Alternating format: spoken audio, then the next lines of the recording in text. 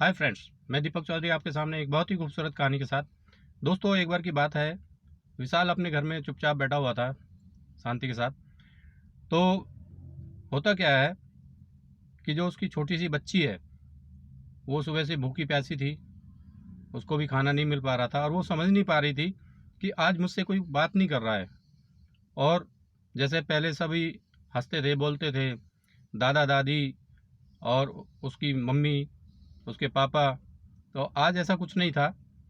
आज बेचारी बहुत परेशान थी वो, और इसी सोच विचार में घूम रही थी कि आज मुझसे बात क्यों नहीं कर रहा है कोई। तो घर में टेंशन चल रही होती है, और टेंशन जो चलती है वो उसकी वजह कोई ज़्यादा बड़ी नहीं है। विशाल की बहन के लिए कोतली भेजनी होती है, तो जो विशाल की माँ है वो कोतली में ज़्यादा सामान रख देती है। और इस बात को जो विशाल की पत्नी है वो एक्सेप्ट नहीं करती। वो कहती है कि ये 10 साड़ी वहाँ पे भेजने की क्या ज़रूरत है, अगर 3 साड़ी भी भेज दोगे तो क्या काम नहीं चलेगा। अब खिलौने में भी कहती है कि इतने सारे खिलौने भेजने की ज़रूरत नहीं है, कम खिलौने भेज दो। मिठाई के लिए भी कहती है इतने सारे मिठाई के डब्बे भेजने की ज़रूरत नहीं है, कम डब्बे भेज दो।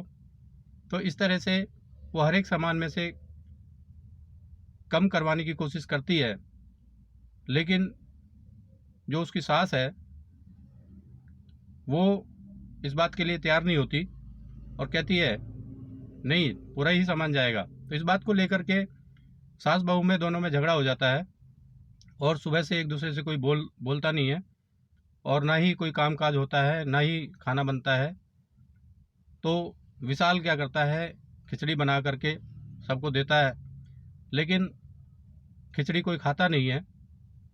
वो बेचारी छोटी सी बच्ची, वो भी खिचड़ी खाने के लिए मना कर देती है। और जो बच्चा स्कूल से आता है तो वो भी माहौल को देख करके, जैसे पहले खेला कूदा करता था, वो भी बेचारा सहमा सहमा घूमने लग जाता है। तो अब होता क्या है कि जो विशाल की माँ है वो सोचती है कि जैसे हमने अपनी सास की सेवा की थी, और जिस तरह से हम अपनी सास के पैर दबाते थे, जिस तरह से सर में तेल डालते थे और उनकी जी हजूरी करते थे, इसी तरह आजकल की बहुएं नहीं करती हैं। तो इस बात को लेकर के वो काफ़ी नाराज़ रहती हैं। लेकिन विशाल की जो पत्नी है वो काफ़ी मॉडर्न टाइप की है। वो जो पुराने रीति रिवाज हैं उन पर विश्वास नहीं करती।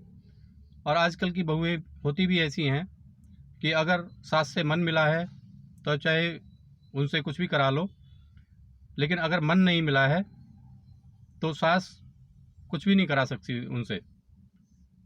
तो इसी बात को लेकर के झगड़ा रहता है। अब धीरे धीरे समय बीतता है तो शाम हो जाती है, अंधेरा हो जाता है।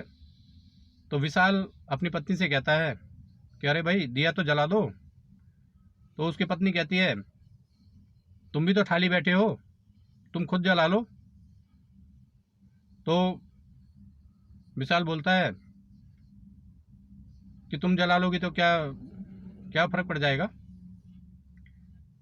तो जो विशाल की पत्नी है वो तुरंत कहती है कि जब से मैं इस घर में आई हूँ मैं ही तो दिया जला रही हूँ। अब विशाल की माँ कहती है कि रहने दो, उसके मुंह मत लगो। पहले क्या इस घर में अंधेरा रहता था? तुम्हारे आने के बाद ही उजाला रहना शुरू हुआ है। तो इस बात को लेकर के तीनों में बहस हो जाती है, लेकिन विशाल अपने कमरे में चला जाता है और वो अंधेरे में ही जा करके लेट जाता है। अब थोड़ी देर बाद बाहर से आवाज़ आती है, विशाल विशाल दरवाज़ा खोलो। लेकिन कोई भी दरवाज़ा नहीं खोलता है घर का सदस्य। तो होता क्या है, जो विशाल का दोस्त है कैलाश, वो अब बाहर आया होता है, लेकिन कोई भी उसको उसकी आवाज़ सुन के दरवाज़ा नहीं खोलता। अब वो बेचारा चला जाता है। उसके 1 घंटे बाद फिर आता है और आकर के दरवाज़ा पीटना शुरू कर देता है। तो विशाल जा कर के दरवाज़ा खोलता है तो जो कैलाश है वो कहता है अरे भाई घर में अंधेरा क्यों कर रखा है। तो वो अपनी टॉर्च जलाता है, टॉर्च जला करके विशाल के पीछे पीछे आ जाता है। विशाल और कैलाश एक कमरे में चले जाते हैं और वहाँ जा कर के कैलाश कहता है कि भाई ठीक है घर के झगड़े हैं वो तो अलग है, लेकिन दिया तो जलाओ घर में। तो इतने में विशाल कहता है कि नहीं मैं दुकान से आया था, हारा थका था, सर में दर्द था, इसलिए लाइट बंद करके दिया बुझा के मैं सो गया। तो इस तरह से बहाना मारता है। लेकिन जो कैलाश है वो कहता है अरे भाई मैं एक झांकी देख के आया हूँ और तुम्हें ले जाने के लिए आया हूँ, तुम्हें मेरे साथ चलना होगा। तो विशाल कहता है कि नहीं भाई मेरे सिर में दर्द है, मैं नहीं जाऊँगा। तो इस तरह से बहाना बनाता है। लेकिन विशाल की एक कमज़ोरी होती है, उसको कोई भी गुदगुदी करके उससे कोई भी बात मनवा सकता है। तो अब कैलाश को पता होता है, कैलाश उसको गुदगुदी करने लग जाता है और वो आखिरकार मान जाता है, झांकी देखने के लिए तैयार हो जाता है। तो अब दोनों दोस्त झांकी देखने के लिए चले जाते हैं। जब वहाँ जा कर के बैठते हैं तो बहुत ही सुंदर झांकी है। एक सेठ जी ने वो झांकी बनवाई है। हालांकि वो सेठ जी काफ़ी कंजूस थे। उनके साथ भी एक वाक़या होता है कि एक बार एक साधु महात्मा उनसे कुछ दान दक्षिणा मांगने के लिए आ जाते हैं, लेकिन सेठ जी नहीं देते और वो क्या होते हैं पूरे रात वहीं पे सर्दी में बाहर पड़े रहते हैं और सुबह होते होते उन महात्मा की मृत्यु हो जाती है सेठ जी के दरवाजे पर। तो अब सेठ जी क्या करते हैं, उसके बाद वो सबको दान देना शुरू कर देते हैं और उसका क्रियाक्रम भी अच्छे से करते हैं। उसके बाद वो कोई भी त्यौहार होता है तो उसमें भव्य समारोह करते हैं। तो इसलिए जन्माष्टमी पर भी इन्होंने कृष्ण जी की झांकी बनाई है और सभी लोग देखने के लिए यहाँ पे आए हुए हैं। तो सब लोग देख देख के जा रहे हैं। अब कैलाश और विशाल भी वहाँ पे पहुँच जाते हैं। तो एक धुन बहुत अच्छी सी बजती है। जब धुन बजने लग जाती है तो जो विशाल है, विशाल अपने ख्यालों में खो जाता है और सोचता है कि मेरा जो छोटा भाई है वो कितना कमीना किस्म का इंसान था, उसने मेरे साथ व्यवहार अच्छा नहीं किया था।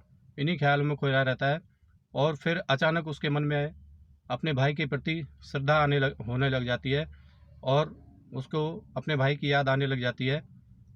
तो यहाँ पे उसका मन बदल जाता है क्योंकि वे उसके सामने एक सुंदर सी झांकी चल रही थी और बहुत अच्छा भजन चल रहा था। तो उससे उसका माइंड चेंज हो जाता है। अब विशाल अपने घर के बारे में सोचने लग जाता है कि अगर ये सास बहुएं आपस में ना लड़ें तो कैसा रहेगा। अगर घर में सुख शांति हो तो इससे ज़्यादा स्वर्ग की बात हो ही नहीं सकती और घर एक स्वर्ग बन सकता है। तो वो मन ही मन फैसला करता है कि कुछ भी करूं, कैसे भी करके जो सास बहू का झगड़ा है वो ख़त्म करना पड़ेगा, तभी घर में स्वर्ग आएगा। तो इन्हीं विचारों में खोया रहता है। तो कैलाश अचानक उसके कंधे पे हाथ रख देता है और कहता है अरे भाई अब तो सब चले गए उठ करके, कहाँ ख्यालों में खोए हुए हो, क्या भजन ही सुनते रहोगे, घर नहीं चलना है क्या। तो विशाल कहता है कि हाँ ठीक है, मुझे भी घर चलना है। और विशाल वहाँ से उठ करके कैलाश के साथ चल देता है। दोनों अपने घर चले जाते हैं। दोस्तों मैं उम्मीद करता हूँ ये कहानी आपको पसंद आई होगी। अगर ये कहानी आपको पसंद आई है तो आप हमारे चैनल को सब्सक्राइब कीजिए और इस वीडियो को लाइक कीजिए। थैंक यू दोस्तों, आप स्वस्थ रहें, मस्त रहें। Thank you very much.